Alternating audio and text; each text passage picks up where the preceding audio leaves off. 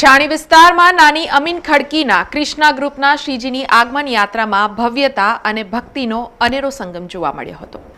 વડોદરા શહેર ગણેશ મહોત્સવના રંગે રંગાઈ ગયું છે। જ્યાં જુઓ ત્યાં શ્રીજીની આગમન યાત્રાનો ઉત્સાહ જોવા મળી રહ્યો છે।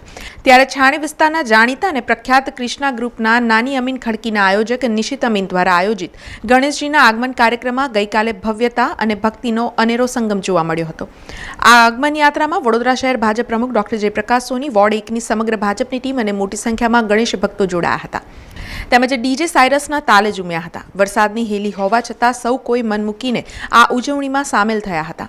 આ વર્ષે આગમન યાત્રામાં ફાયર ઇવેન્ટના દ્રશ્યોએ સૌનું ધ્યાન ખેંચ્યું હતું।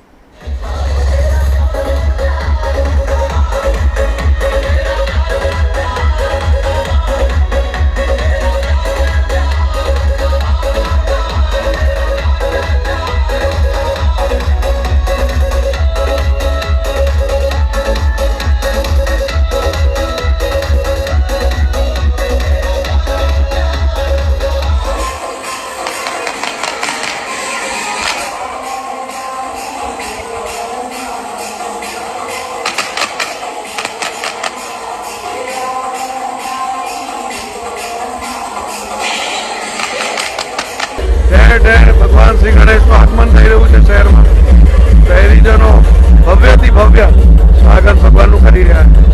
આજે અહીંયા છાણી ગામ ખાતે નિશિતભાઈ અને એમનું યુવક મંડળ ક્રિષ્ના ગ્રુપ દ્વારા અહીંયા ગણેશ ભગવાનનું આગમન થઈ રહ્યું છે। એમનું સ્વાગત કરવા માટે પણ ખૂબ મોટી સંખ્યામાં શહેરીજનો ઉપસ્થિત છે।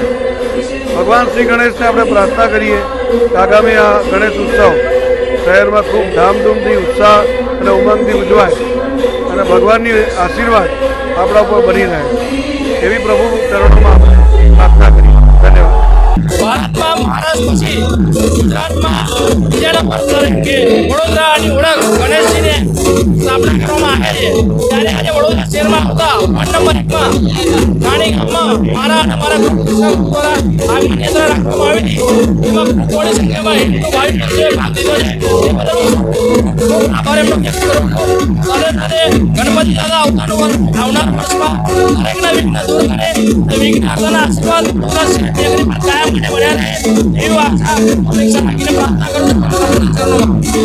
સમાચારોના સતત અપડેટ માટે TNN ન્યૂઝને YouTube પર સબસ્ક્રાઇબ કરી બેલ આઇકોન પ્રેસ કરો અને અમારી સાથે જોડાયેલા રહો Facebook, Instagram અને Twitter ઉપર।